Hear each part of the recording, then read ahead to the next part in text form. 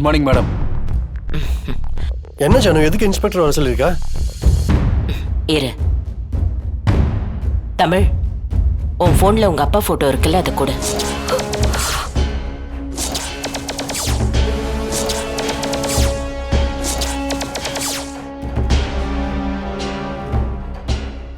எதுக்கு ஜனமா?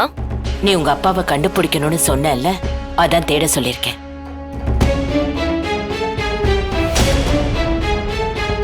இவரு நமக்கு தெரிஞ்ச இன்ஸ்பெக்டர் தான்.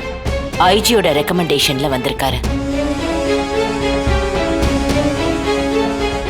சென்னையில எங்க இருந்தாலும் உங்க அப்பாவை தேடி கண்டுபிடிக்க சொல்றேன்.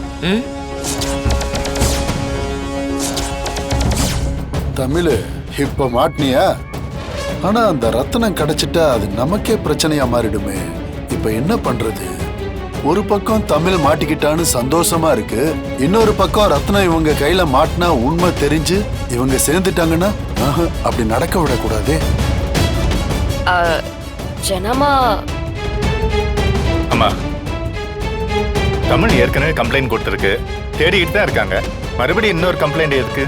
அதான் பிரகாஷ், தமிழ் தனியா சொல்றதுக்கும் நான் சொல்லி தேடுறதுக்கும் நிறைய வித்தியாசம் இருக்குல்ல.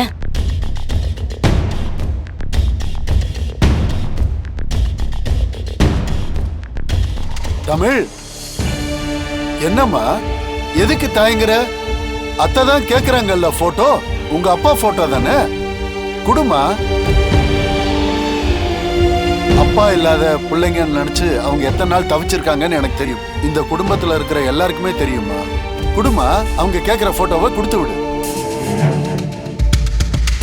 இப்ப மாட்டினா மொத்தமா துரத்தி விட்டுருவாங்க. தமிழ், உன் போன்ல போட்டோ இருக்குல்ல, எடுத்து காட்டு. அட கூட எனக்கு போன்ல அனுப்பிச்சிருந்தியே. ஜானு, எனக்கு தெரிஞ்ச ஃப்ரெண்ட்ஸ் கிட்ட தான் சொல்லியிருக்கேன்.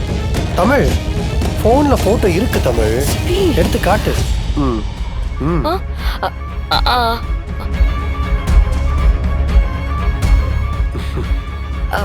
ஜனமா, இந்தாங்க.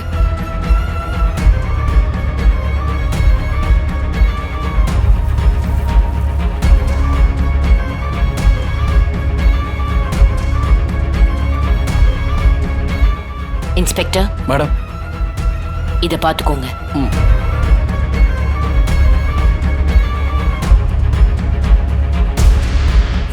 என்ன ஒரு ரியாக்ஷனையும் காணோம்.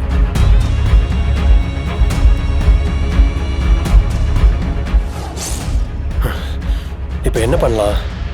நம்மளா ஒரு இமேஜ் கிரியேட் பண்ணிடலாம்.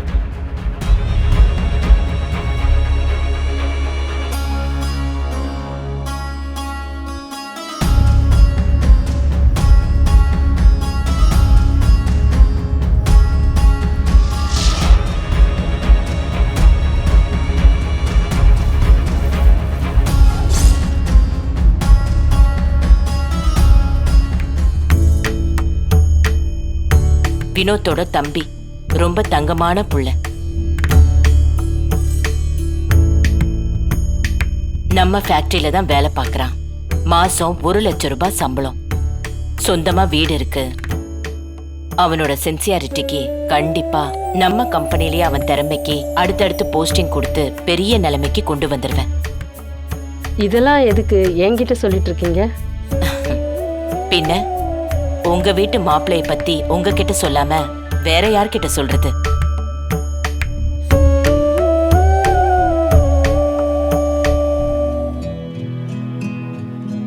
தேன்மொழியும் அரவிந்தும் ஒருத்தர் விரும்புறாங்க. அத சொல்ல பயப்படுறாங்க. பெரியவங்க நாம தான் அதை புரிஞ்சுக்கிட்டு அவங்க மனசுக்கு ஏத்த மாதிரி ஒரு வாழ்க்கையை அமைச்சு கொடுக்கணும். அதான் 2 பேருக்கும் கல்யாணம் பண்ணி வச்சிடலான்னு முடிவு பண்ணிட்டேன். அப்போ இதுதான் என் முடிவு. வர்ஷினி கல்யாணத்தையும் தேன்மொழி கல்யாணத்தையும் ஒரே மேடையில நடத்தலான்னு நான் முடிவு பண்ணிருக்கேன்.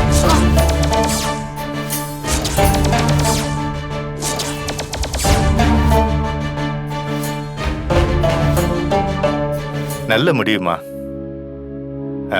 தேனு, வாழ்த்துக்கள். இப்படி ஒரு லவ் பண்ணிட்டு மாமாட்ட கூட சொல்லாம போயிட்டில்ல? அத்த, நம்ம கல்யாணம் பண்ணி வைக்கிறது தப்பு இல்ல. ஒரே மேடையில எதுக்கு பண்ணணும்? அவ கல்யாணத்தை இன்னொரு நாள் மாத்தி வைக்கலாம்ல. நான் ஏற்கனவே இது முடிவு பண்ணிட்டேன். ஏன் ஒரே மேடையில கல்யாணம் நடக்கிறதுனால உனக்கு என்ன பிரச்சனை?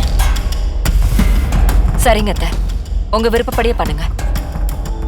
தமிழம்மா, தட்டை மாத்திக்கலாமா? ம்.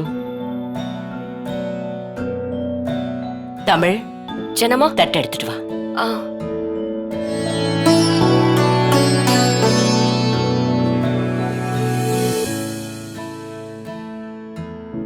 ரொம்ப சந்தோஷம்மா. கல்யாண விஷயம் இவ்வளவு ஈஸியா முடியும்னு நாங்க நினைக்கலமா. நாங்க வரோம்மா. சீக்கிரமா போய் கல்யாண வேலையை நாங்க ஆரம்பிக்கணும். ம், வரோம்மா. வரோமா? வரோம். வரேங்க. வாங்க. வாங்க.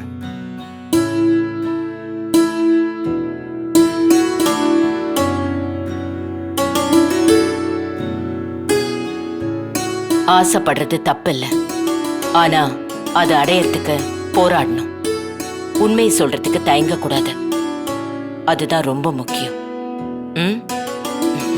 தைரியமா இரு.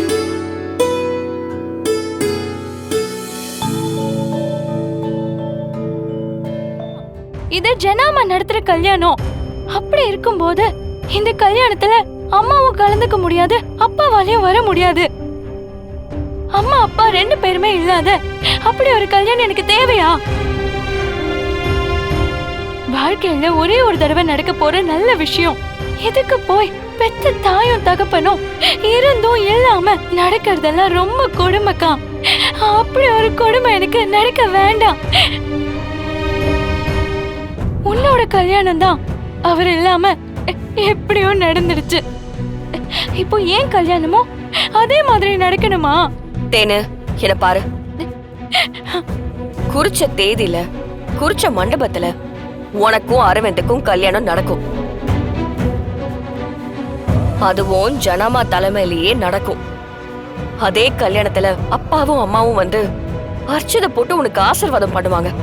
அத நான் பண்ண வைப்பேன். இது என் சத்தியம். எப்படிக்கா? நான் சொன்னா செய்வேன். நீ எதையும் யோசிக்காம கல்யாணத்துக்கு ரெடியாக. இல்லக்கா, இப்படி சொல்லி கடைசி நேரத்துல அவங்க வரலன்னா? தேனு வருவாங்க. உனக்கு அக்கா மேல நம்பிக்கை இல்லையா?